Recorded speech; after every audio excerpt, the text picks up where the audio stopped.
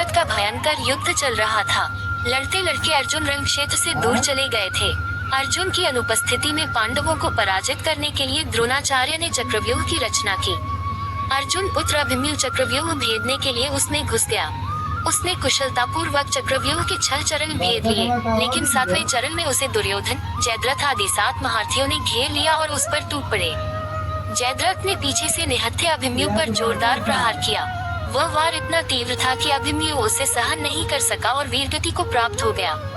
अभिमन्यु की मृत्यु का समाचार सुनकर अर्जुन क्रोध से पागल हो उठा। उसने प्रतिज्ञा की कि यदि अगले दिन सूर्यास्त से पहले उसने जयद्रथ का वध नहीं किया तो वह आत्मदाह कर लेगा। जयद्रथ भयभीत होकर दुर्योधन के पास पहुंचा और अर्जुन की प्रतिज्ञा के बारे में बताया। दुर्योधन उसका भय दूर करते हुए बोला, चिंता मत करो मित्र, मैं और सारी कौरव सेना तुम्हारी रक्षा करेंगे। अर्जुन कल तुम तक नहीं पहुंच पाएगा, उसे आत्मदाह करना पड़ेगा। अगले दिन युद्ध शुरू हुआ। अर्जुन की आंखें जयद्रथ को ढूंढ रही थी, किंतु वह कहीं नहीं मिला। दिन बीतने लगा। धीरे धीरे अर्जुन की निराशा बढ़ती गई। ये देख श्री कृष्ण बोले, पार्थ, समय बीत रहा है और कौरव सेना ने जयद्रथ को रक्षा कवच में घेर रखा है। अतः तुम शीघ्रता से कौरव सेना का संहार करते हुए अपने लक्ष्य की ओर बढ़ो। ये सुनकर अर्जुन का उत्साह बढ़ा और वह जोश से लड़ने लगे, लेकिन जयद्रथ तक पहुंचना मुश्किल था।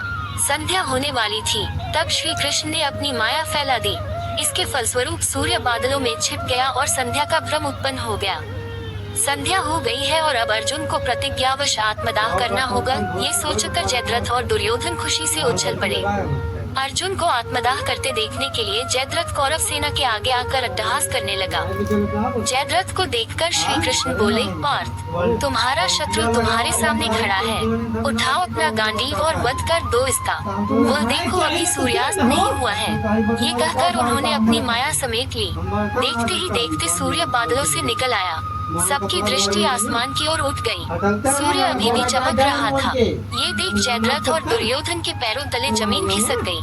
जयद्रथ भागने को हुआ, लेकिन तब तक अर्जुन ने अपना गांडीव उठा लिया था। तभी श्री कृष्ण चेतावनी देते हुए बोले, हे अर्जुन, जयद्रथ के पिता ने इसे वरदान दिया था कि जो इसका मस्तक जमीन पर गिराएगा उसका मस्तक भी 100 टुकड़ों में विभक्त हो जाएगा। इसलिए यदि इसका सिर जमीन पर गिरा तो तुम्हारे सिर के भी 100 टुकड़े हो जाएंगे।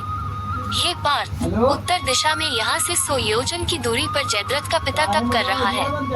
तुम इसका मस्तक ऐसे काटो कि वह इसके पिता की गोद में जाकर गिरे। अर्जुन ने श्री कृष्ण की चेतावनी ध्यान से सुनी और अपनी लक्ष्य की ओर ध्यान कर बाण छोड़ दिया। उस बाण ने जयद्रथ का सिर धड़ से अलग कर दिया और उसे लेकर सीधा जयद्रथ के पिता की गोद में जाकर गिरा। जयद्रथ का पिता चौंक कर उठा तो उसकी गोद में से सिर जमीन पर गिर गया। सिर के जमीन पर गिरते ही उनके सिर के भी 100 टुकड़े हो गए। इस प्रकार अर्जुन की प्रतिज्ञा पूरी हुई।